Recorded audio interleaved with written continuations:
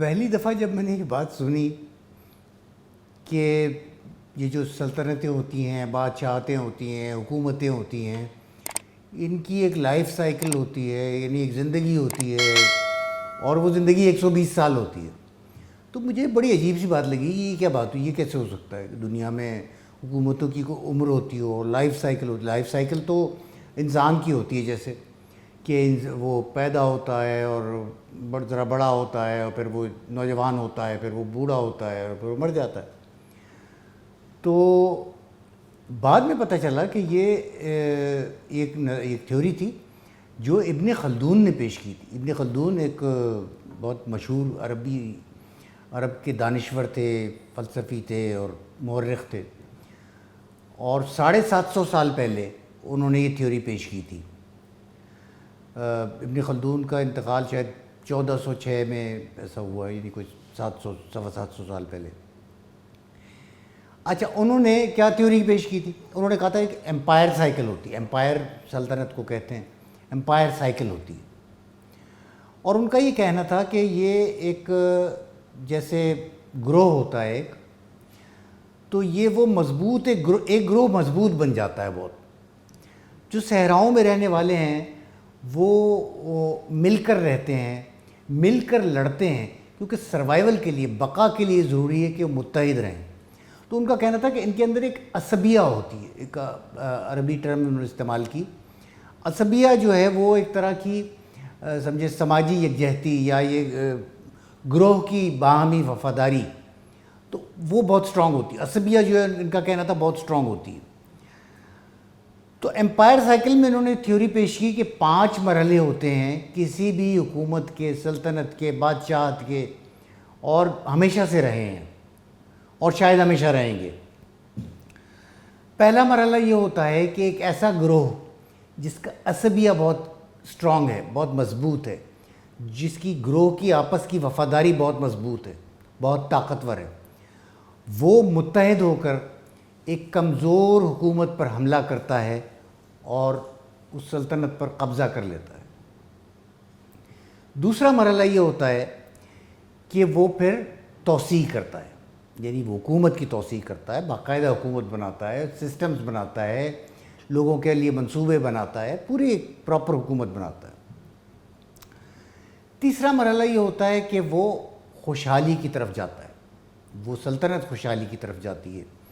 وہاں آرٹ کا فروغ ہوتا ہے، اس کو گولڈن ایج کہتے ہیں وہ، کہ جی یہ بہترین زمانہ آیا کہ لوگ بھی خوشحال ہوئے، مملکت بھی خوشحال ہوئی، لوگوں کی فلاح کے منصوبے بھی سامنے آئے.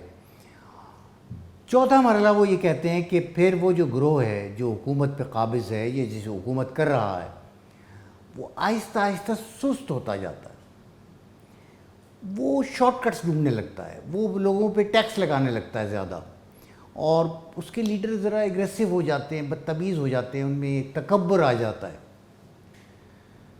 اور پانچواں مرحلہ یہ ہوتا ہے کہ اس سارے کام کی وجہ سے اور کرپشن کی وجہ سے وہ حکومت، وہ گروہ جو حکومت کر رہا تھا، وہ کمزور پڑ جاتا ہے، اور پھر کوئی نیا گروہ آ جاتا ہے جو ان کا خاتمہ کر دیتا ہے، نیا گروہ انہیں اٹھا کر باہر پھینک دیتا ہے. ابن خلدون کا یہ کہنا تھا کہ یہ سارا کام ہونے میں 120 سال لگتے ہیں، 120 سال سے کم بھی لگ سکتے ہیں، لیکن 120 سال سے زیادہ نہیں ہو سکتے. ان کا یہ کہنا تھا کہ 3-4 جنریشنز، 3-4 نسلیں جو ہیں وہ لگتی ہیں. اچھا، اب یہ تھیوری تو عجیب سی ہے ظاہر ہے، لیکن اگر آپ اس کو ویسے دیکھیں تو پھر اندازہ ہوتا ہے کہ بھئی یہ تو دنیا بھر میں ایسے ہی ہوتا ہے. کوئی 100 سال کی، 125 سال کی چیزیں چلتی ہیں، کسی نہ کسی طرح برقرار رہتی ہیں، پھر کوئی اور آ جاتا ہے، کسی اور کی حکومت آ جاتی ہے، کوئی اور گروہ آ جاتا ہے. 18ویں صدی میں جو ہے وہ جو عثمانیہ سلطنت تھی، وہ بھی پھر 1800 کے آتے آتے وہ جو ہے بہت، اس کو یورپ کا مرد بیمار کہنے لگے. پھر وہاں پہ وہ میلاتی سازشیں شروع ہو گئیں، اور کچھ عیش و عشرت کے معاملات بھی شروع ہو گئے. تو ان کی جگہ جو تھی وہ وطن پرست جو ترک نوجوان تھے اور جو عرب نیشنلسٹ تھے، انہوں نے جگہ لی، اور پھر اس کے بعد یورپی طاقتیں آ گئی وہاں پہ. دوسری جنگ عظیم جب ہوئی ہے، اس سے پہلے جو جرمنی کی نازی حکومت تھی وہ ایک بہت متحد گروپ تھا. پوری قوم اس وقت اس گروہ کے پیچھے تھی, ہٹلر کے گروپ کے پیچھے, اور ان میں بڑی یکجہتی تھی اور وہ بڑے ایگریسو تھے, اور وہ بڑھتے گئے. پھر انہوں نے یورپ کو فتح کر لیا, لیکن پھر آہستہ آہستہ وہ اپنی طاقت کی وجہ سے اوور کانفیڈنٹ ہو گئے. انہوں نے مظالم شروع کر دیے, اور اس کا نتیجہ کیا نکلا؟ اس کے بعد ان کی جو ایڈونٹ تھا, جو وہ ان کی پیش رفت تھی, اس کو روک دیا گیا, اور ان کی جگہ ان کو ملا کر شکست ہوئی. ان کی جگہ کون آ گئے؟ اتحادی آ گئے, سوویت یونین آ گیا اور امریکہ آ گیا اور ان کے اتحادی. تو اب سرد جنگ کے زمانے میں پھر یہ نئی سلطنتیں, نئی بادشاہتیں گویا ایک طرح کی شروع ہو گئی. ابن خلدون کی جو تھیوری ہے, یہ اگر آپ غور سے دیکھیں تو یہ حکومتوں یا سلطنتوں یا بادشاہتوں کی ہی نہیں ہے, یہ آج کے زمانے کی کارپوریشنز کی بھی ہے. یہ بھی تو سلطنتیں ہیں, ان کو بھی اسی طرح عروج ہوتا ہے اور پھر زوال ہوتا ہے. تو اب دیکھیے 1990 کے عشرے میں مائکروسافٹ جو تھا وہ کنگ بن گیا, بادشاہ بن گیا. اس کا کہتے ہیں کہ اس وقت اس کا عصبیہ جو ہے بہت سٹرونگ تھا. ان کے کوڈرز نے سب کو کچل دیا. لیکن 2010 کے عشرے کے آتے آتے نئے گروہ آ گئے. اور وہ گروہ کون تھے؟ کیونکہ کہتے ہیں کہ خود مائکروسافٹ جو ہے وہ سست ہو گیا تھا اور بہت بیوروکریٹک ہو گیا تھا, چیزوں میں دیر کرنے لگا تھا. تو ان کی جگہ آ گئے کون؟ گوگل آ گیا, ایپل آ گیا.